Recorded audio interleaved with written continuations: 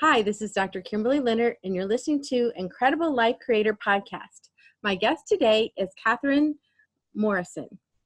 Kathryn helps people who want to live interesting lives and do work that matters in the world. She is the CEO of Bohemian Boss Lady. She works as a coach helping employees ditch their 9-to-5 by creating businesses that build a better world. Welcome, Kathryn, to the podcast. Thank you so much for having me on. It's such a pleasure to connect with you. Yes, so just so people can get to know you, why don't you tell us a little bit about you, where you grew up, where you started out, and how you got to where you are today? Sure. Yeah. I think starting with where I am, like a woman on a career happiness rampage, it will all make sense when I kind of give you my quick backstory, which was that I was like a creative little kid. I was like a maker at heart. I was a writer. And I, as we do a lot of times, parents, society, whatever, from a totally the fear-based place, but it is because they love us. They tell us like, that's going to be tough. Don't do that. Like, be practical. And so that was my path. So I was someone who I went into college as an English major, and I totally from a place of just wanting the best for me. My parents really wanted me to do something more practical. So I switched to marketing. And I feel like that was kind of the beginning of me just living against my soul's blueprint. Mm-hmm. Or at least, and I don't think marketing is bad. I think it was just like, for me, it was like, I am such a mission-driven, service-driven person. And I started to throw the baby out with the bathwater. So I had a lot of belief systems that started to go haywire. And so after college, though, I did take a year, and heart of service girl, I went abroad and I lived in Namibia for a year as a volunteer teacher.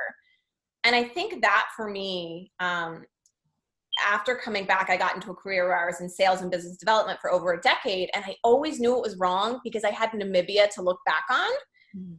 And I had just been aware of like spending a year living in a village that like, we didn't even have running water half of the time, but I was just so in alignment and so like living by my core values, so feeling of service to the community, that upon getting back, it was the Great Recession. And I'm a new grad and I've got a year of volunteer teaching experience in my resume. And we had moved to San Francisco for my husband to go to grad school. So I was like, well, I guess I'll work in the tech industry. Like that seems easy. And my dad had been a salesperson. So I was totally just not creative. And I was like, I've got to be practical and make money, which I feel like is just the mixtape that so many of us run on repeat for most of our lives. Mm-hmm. And so I did that for, I don't know, close to a decade. I had my daughter, and I think after having children, I really started to look at like, who was I to tell my daughter to go after her dreams when I had completely abandoned mine? And so that seed sort of got planted. And then, she was a few years old. She just kept getting bigger. And it was like, no matter how many raises I got, no matter how many like fun happy hours there were, like at the root of it, I knew something was wrong. And so it was actually, it was during, I guess we'll start with like a quick story because I think it's funny, but like my last job was selling custom software. It was connected device work. And so this was a connected pet product.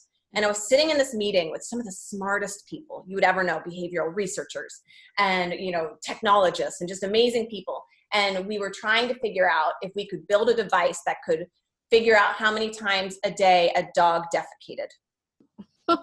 Wow. Okay. Millions of dollars to see like how often this dog is pooping. And I'm like, is this really our life's work? Like, I just kind of looked around the room and I just thought about, for so many people, we end up just doing things because we can and not because we actually want to. And that was the moment for me. I was like, I'm out. Like, I can't do it. So sort of plotted. And then I started saving a ton of my money because I was like, okay, I've got this high income job. I'm just going to sock it away so that I can retire early because I'm so unhappy and I just need to do something to help people. And after, saving most of my income, it just got to the point where I was like, well, maybe I should be a money coach. Because so much of what people think it is, people think that they can't do work they love because they can't afford it. Mm-hmm. And I bought into that story too. So I started socking away the money. And then I was like, well, what's a money coach? And then I came into coaching and I learned about coaching and I was like, oh, holy cow. Like the work that I do in coaching is like listening, like being so present with someone, listening to their values and motivations, where they want to go and why they're stuck, and figuring out like the path in the middle. And in my business development role, I had done the same thing, but they weren't mission-driven companies. And it was always just mapping the client to the sale. And in corporate America, of course, like ideally you have a win-win, but there's also a lot of companies where the culture is just like, get the sale. Mm-hmm. And that never felt good to me. And so for me to make that transition into coaching, which was having a person bring me their dream and me being able to help them figure out how to get there, I am so on fire about like, no matter what it is, like you can figure out a way to make a living from it. And that is like at the heart of the work that I do, because I mean, it's so often the pain that we go through ends up being the thing that is our medicine for the world. And that is 100% what it is about for me. Mm-hmm. Wow. So you went from techie marketing person to back to your heart, service. For sure. Back to my heart. Yeah. Service. And how did you transition from that? So did you just start the coaching while you were at your job, or did you just use the money you saved? And yeah, so I had already saved up a good amount of money, and I had started listening to just a couple different coaching podcasts, and it became very clear to me. I was pregnant with my third at the time, and I was like, I want to get trained as a coach. So I went through training. And then I actually started the business before I formally had even finished the training program. But it was pretty much like when I saw it, it was just like it clicked. And sometimes that's the thing. Sometimes you have to like curiously pull at threads. Mm-hmm. And so I like, I was just listening to different podcasts, and finally it was like, no, this is it. And it clicked for me, and, off to the races from there. Mm-hmm. Yeah. Wow. And just starting out new, how did you go out and find your clients? Because I'm actually working with a lady right now that she's like, she's been in the actually coaching industry for years, but she was working under another company who was getting her clients. Yeah. Now she's having to get her own clients, and she's just at a loss. and she's so good at what she does. Right.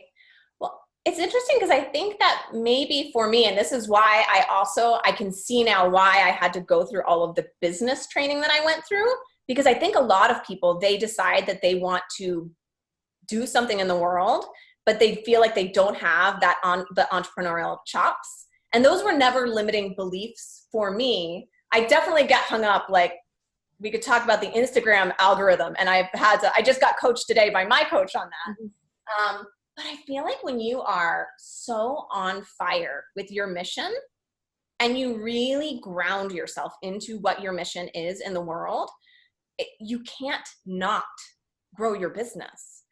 And so, I mean, like if we were to talk about like how, it's like clients, I have a thought that sometimes serves me and sometimes doesn't, which is clients come from everywhere, because they do. Like sometimes it's Instagram, sometimes it's a friend's referral. But I just think when you are like a beacon and you're shining your message on a hill, like they really will just come from everywhere. That is really awesome. That is awesome. It had kind of like an aha. That was awesome. So I'm just curious about the name you chose, Bohemian Boss Lady. Yeah. I think for me it was, and I honestly, there are times when I think, because I was not spiritual at all when I started this journey, and I am increasingly becoming quite spiritual, because you can't coach a bunch of people on their life purpose and not see that like there's something divine in all of us. Yeah. But I almost think it was like, there's things that make sense in hindsight. Because even at the time I was like, why did I pick that? Like, and my story that my rational mind came up with was that like, oh, I loved writing. But I was like this boss lady, like 6-figure earner in the tech industry, but now I'm coming back to being a writer. But I feel like it's so much richer than that. When I look at like the people that I'm able to coach, it's either people who are like, they are traditionally like financially successful, like by the metrics of what society says, right? But they're not honoring their soul's blueprint. Like they're not honoring what they really feel like it's about for them. Like maybe they're an artist, maybe they're a writer. It's generally something creative. I think we fundamentally are creators as humans. Mm-hmm. And so it's like helping those people like embrace that about themselves. But then what I didn't expect going the other way is creative people who feel so called to like serve in the world, but they don't have that, like the business chops, being able to help them get that discipline and be able to grow businesses so that they can actually get their message out into the world. And I think it's interesting because they look very different on the surface, but I think at their core, they're the same people. They're just coming in from different angles, if that makes sense. Yes. And I understand that. When I had my therapy center for years, there's people that came in that I just wanted to help people so much, but there's just no way, they were going to be able to do it. And I wanted to give things away just because I wanted to help, but that doesn't help a business at all. Yeah. And I think I end up coaching a lot, and I think a lot of very heart-centered, soul-centered people, there's a lot of things that come up about like to really serve, it means this. And there's in my opinion, a lot of limiting beliefs around money.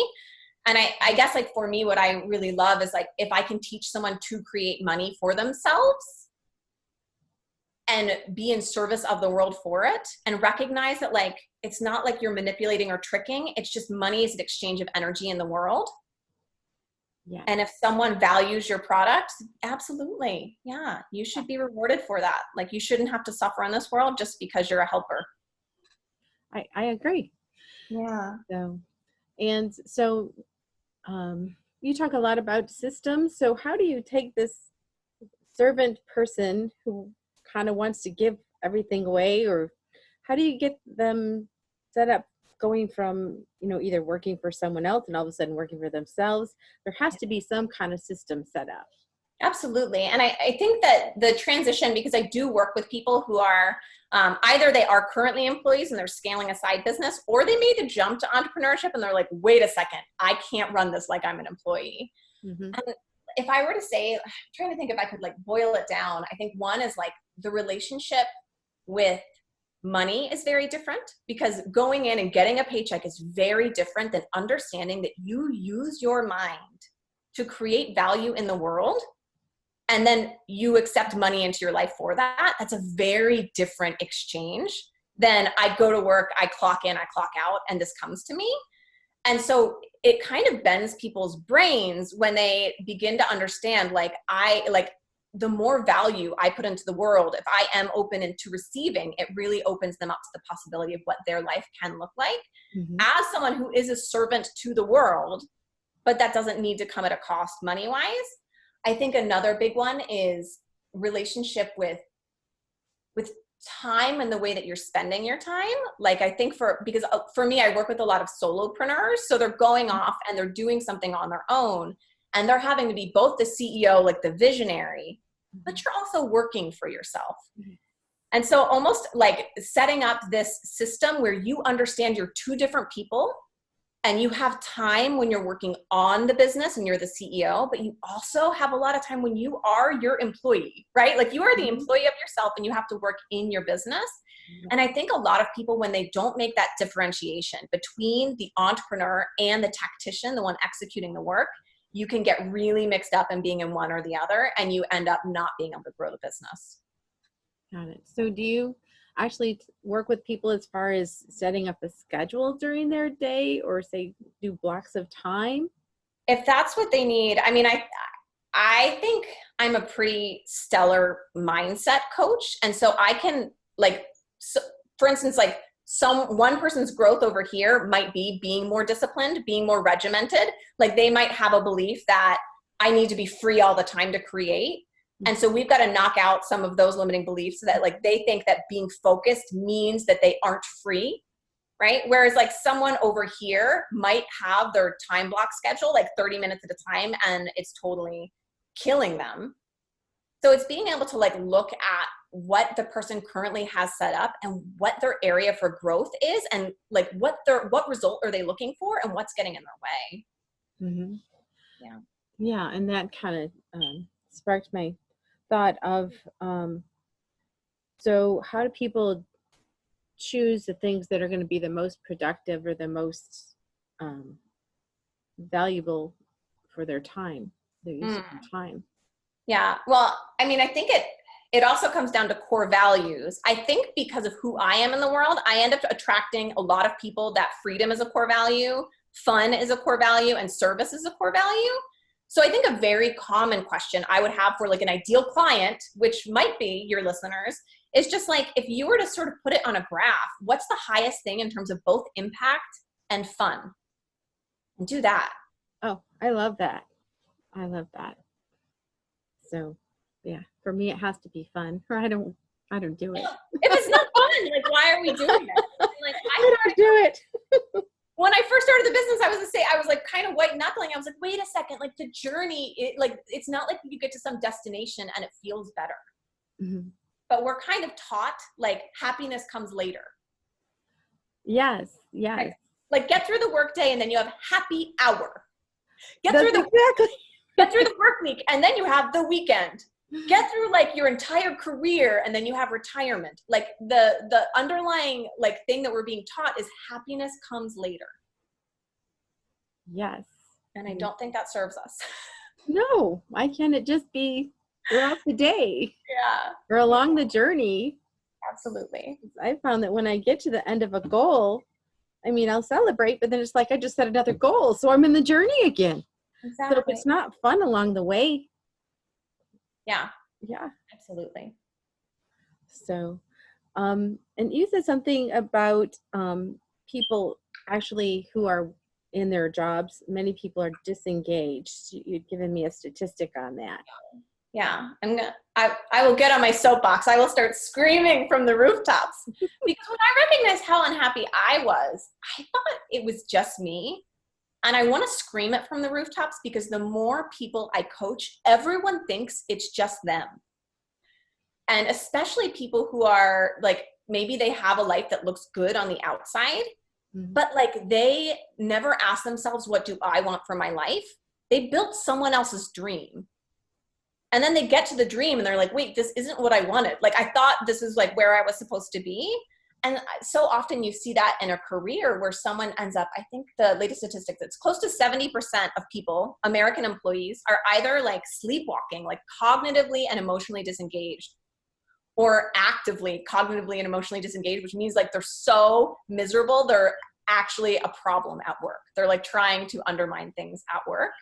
And that's almost 70% of American employees that's how they're living most of their life. Like we spend more time at work. If you're working 40 hours a week, then we're often seeing our families. Yeah. So it doesn't serve the person. It certainly doesn't serve the employer either. Yes. Yeah. And I think that is like the thing that I'm just like, we lose so much productivity. I don't know who set up the system, but I'm like, can we talk about the system? Because if we could just get to a place where people are doing work that they feel engaged by and that they love, everyone benefits. Mm-hmm. The system benefits nobody. I agree. And a lot of that starts in, school, when we're children, it starts with the education system. Absolutely. And I mean, I think that is like another thing that it's interesting how it was almost like one day it was like all the puzzle pieces like started to come together for me. But I was just thinking about how I was raised, and I think we all are, in the school system of like answers are right or they're wrong. And so you get nervous like to raise your hand and get the answer wrong. But I was also one of the smart kids, and there are like statistics now about how the A kids work for the B kids. Like the A kids are taught to just be compliant. They're taught to just kind of follow directions. And so there's all this potential that ends up getting routed into old systems that don't serve us. Mm-hmm. And the crazy thing is that like that system doesn't make them happy, but they're the ones pushing the system forward. That makes sense. And I think people are just unconsciously doing that. Yeah. They're just unconsciously doing that. And I was thinking, if those smart A students, if you will, actually were the ones being the entrepreneurs, just think how further ahead we'd all be, because they'd be using their brains for thinking instead of complying or just following the rules or whatever it is. Yeah. And there's a great book on this by Carol Dweck called, I think it's called Growth Mindset, or maybe just Mindset. But it's all about like the fixed mindset versus the growth mindset. I think she's a psychologist out at Stanford. And there's just study after study that just basically shows what we're talking about, and how no matter what it is in your life, to have a growth mindset, to believe that you can get better, is just always going to serve you. And there's so many people, when we come through the public education system, we end up with a fixed mindset where we believe like, oh, I'm good at writing, I'm good at this, I'm not good at this. So like, I can't ever do this thing. Like there's so many people that think that they're introverts, and then we coach on it and they get to a point where they love networking. Like it just, if there's something that you want to do in the world, like if you want to be an entrepreneur and it requires meeting people, there's nothing that you can't, like if you are open to the growth experience, there's nothing that you can't change about yourself. I agree. I grew up a very shy child and I rarely talked. And I just love people, so I can't help myself but go out and meet people. Right. So you overcome that, whatever that piece is that when you were growing up, you just overcome it when you get excited enough about something. Yes. And want to share it with people. Yeah. Just because it was true in the past, why does it have to be true in the future? Mm-hmm. And I think that is like, we all look to the past to define what our future is. And I'm just like, why don't we just pick where we want to go in the future and start making decisions from that place? It's not the natural state of the brain. Yes. And your brain will revolt a lot, but that's why coaching tools are so powerful, and it gets you where you want to go, as opposed to just like taking little micro pivots from where you are that maybe you don't even want to be in the first place. That makes sense. Yeah. So when we're growing up, when we're in school, they always ask us, so what do you want to be when you grow up? And we think of, a fireman, or we think of these professions. Right. So we're defining ourselves as our profession sometimes, but, how does someone really find their life purpose? And is it something set in stone, or do we have many life purposes? Yeah. Well, I think I love that you raised that point, because people get so caught up that oftentimes when they realize they're unhappy and it's like, what is my purpose? And it feels like this big, heavy duty that they just have to figure out. But it's like, what if finding your purpose is just a fun adventure? Mm-hmm. And as long as you're like, you get down and you figure out like, what are my core values? Like what lights me up in the world? Like, who knows? Right. Mm-hmm. And you just allow yourself to start curiously pulling at threads. And where does this thread lead? And where does this thread lead? It's sort of to our conversation a little bit ago about how like, it is the journey. Right. And like, what if your life purpose, like it is like, and there's probably some things that are the same about it, like all along the path. But if you just go with what makes you feel good and what makes you feel alive, like you're going in the right direction. And I think another like quick tip for any listeners that might be at a place where they're not quite sure what they want to do is I talk about jobs the way that we say when we're little, like we want to be something. And as adults, we even have that, right? But what we often do is we just take like there's like a word cloud in our mind that we're not even aware of, and we package it up in a candy wrapper, right? So like maybe someone says, I want to be an astronaut, and that's the wrapper they put on it. But if I were to coach them on it, it's like, I love innovation. I love problem solving with teams. I love, and there'd be like 8 to 10 other qualities that just the only wrapper that they had their mind on was astronaut. Mm-hmm. Or what the things were that actually make them come alive. And so when you can deconstruct, let's just go with the candy bar analogy, right? Like, mm-hmm. What's your caramel? What's your peanuts? What's your chocolate? Mm-hmm. Like break it down piece by piece. And I think this is fun too. Sometimes people have like 6 different jobs that they've considered and they look wildly different. But I guarantee if you do that exercise where you look at the different components, they're all the same. They just have very different wrappers on them. That's really interesting. Yeah. I haven't thought of it that way. So instead of, and it takes a lot of pressure off when you don't have to label something. Yes.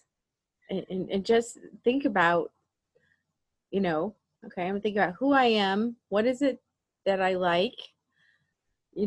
What makes me get into the zone? I don't have to be a label. Absolutely. I'm just like, feel free to borrow the thought, like I'm on a fun adventure. Like this life is just a fun adventure, whether you're like trying to uncover what your purpose is and you're doing the personal development work, you're playing with different things that you might do. I mean, whether it's like playing with your kids, like whatever it is, life is just a fun adventure. Yeah. And once you find your purpose, if you will, or you're at least going in the direction of the things that you love. Yeah. Talk about creating goals. I mean, should you just make a little goal that you know you can get, or should you make these big goals?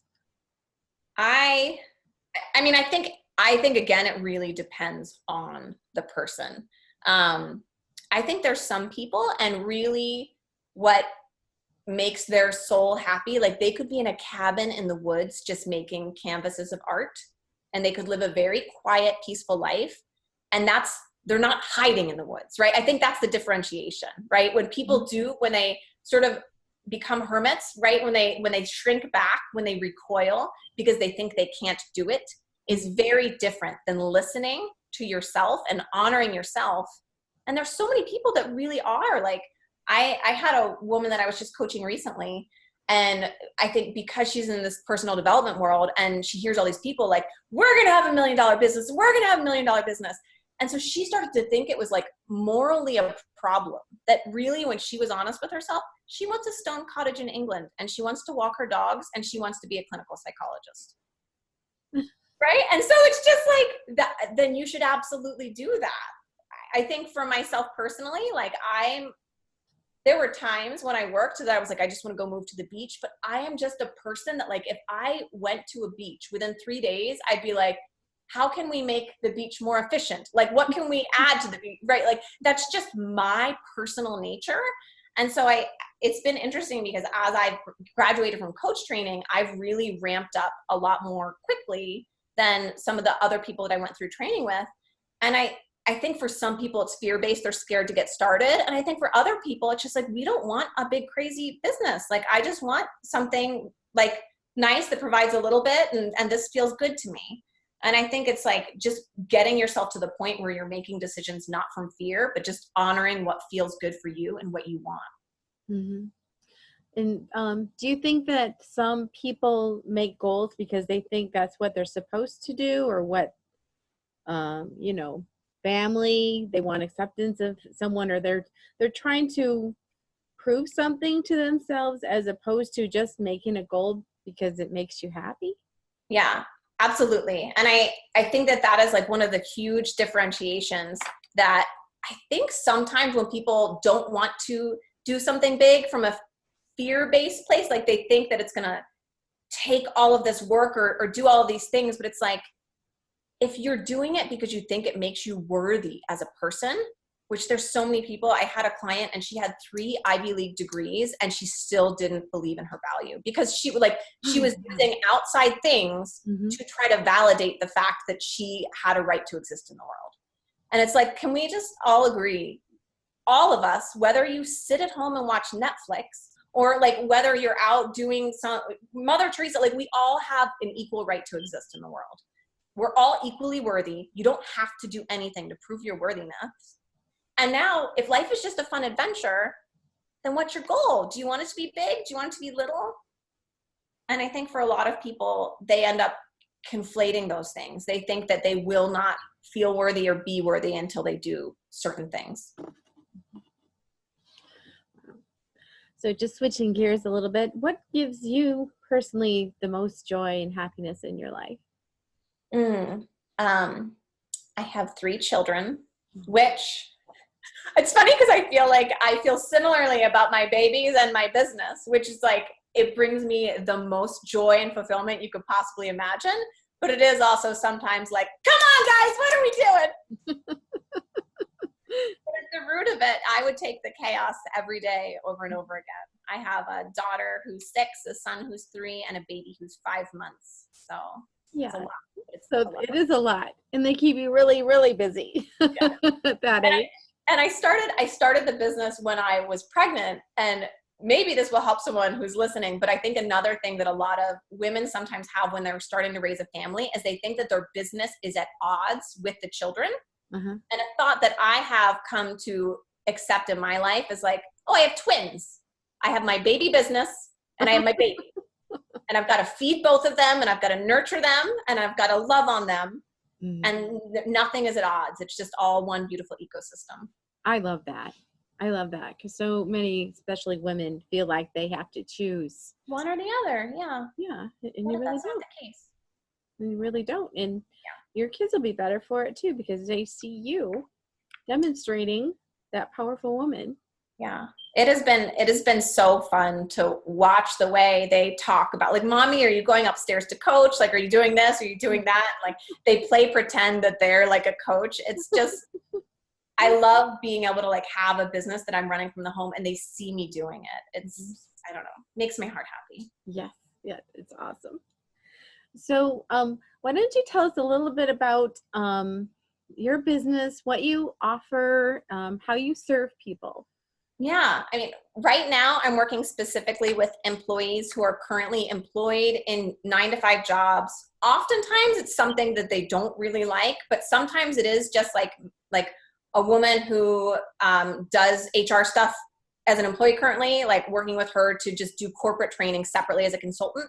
Because for her, what building a better world means is like she actually enjoys what she does, but she wants the flexibility of having more time at home with her kids, right? So it could be someone who wants to jump off from what they're doing and just build something as a solopreneur, as their own business, to just have income to scratch that itch. We're creators, right? And so I think some of us do love just being at home all the time with our kiddos, but some of us, that's not the case. And so honoring where you're at in that. And then I think there's a lot of people that they are for sure, they know they're not on their life's path. And I think oftentimes, because I work with so many people where freedom is a core value, and I also find a lot of, they're feral. I work with people who are like, they have ideas about like what could be done in the business. They have things, but they've just never opened their mind up to the fact that like they could be in that chair. They could be doing that. And so just a lot of people as well who like, they work in finance, but they see how the system is not serving people currently. And they want to be like, CFPs for people, but selling them products that serves them, not for the thing that they get the best kickback on where they put the person's investments. Like, I think it's just a lot of people who are in current systems, but recognize that what they want to do and how they want to honor and serve people is a little bit different. Mm-hmm. Yeah. And I work with them to like, let's go, let's do it. Mm-hmm. And so I say that I work at the like intersection of profit and purpose. Mm-hmm. And I throw play in there too, because if it's not fun, it's not worth it. That's right. That is so right. Yeah. And is there a way someone could start out working with you, or do you have an introductory offer? I work with people for 6 months. So I walk them through that transformation. And so a lot of times it's so funny, but like when I work with employees, so often they're unhappy, but we start using their current job as a training ground. Like if you're going to be an entrepreneur, you've got to be a leader. You've got to be able to negotiate. So we start having them develop all those skills. Everybody gets promoted. I think there's maybe been like 2 clients I had that like didn't get promoted. And so no one comes to me to get promoted, but it is just the natural progression of like, as we're training them to be the entrepreneur while they're currently at their job and they're building up their side business, they just become a different person. So it is like, it's just funny because people come and they don't like their job and then they end up liking it and getting promoted before they leave, which is the best place to leave from too. Oh, yes. Yeah. Yeah. And of course, anybody who wants to come, like you can shoot me a message I'm on Instagram, Facebook at Bohemian Boss Lady, or just Kathryn, Kathryn at bohemianbosslady.com. And we can get together and have a 1-hour consult where we dive deep into everything that's coming up, like where you are currently in your work, where you would like to be, and what is that in the middle. And you leave like understanding what the real problems are, because oftentimes it's not what we think it is. And then if coaching is something that would benefit you, then we would talk about what that would look like moving forward. Okay, awesome. So any other words of wisdom or advice about just living an amazing life and enjoying your life and having fun? What just came to mind, although I don't know it's about I think it is necessarily about having fun. I think another thing that I just have increasingly noticed in working with people is that we end up repressing pieces of ourselves that we think like will not be accepted, or it's like paradoxical. So for me, I'm a quirky weirdo, but I love business.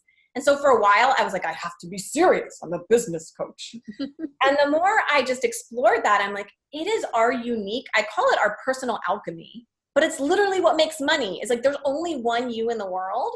And so when people stop thinking that they have to put themselves, like we were talking about boxes, when you really get down to the core of like who you are and what makes you unique in the world, and you just are that, you have no competition. I love that. No competition. Yeah. That's So awesome. just everybody be you. Embrace your weird if you've got it. All right. Well, thank you so much for being on the podcast today, Kathryn, and for, all you do and all you give to people in your service. And I just really appreciate you. Absolutely. It was such a pleasure to connect with you, Kim. Thank you.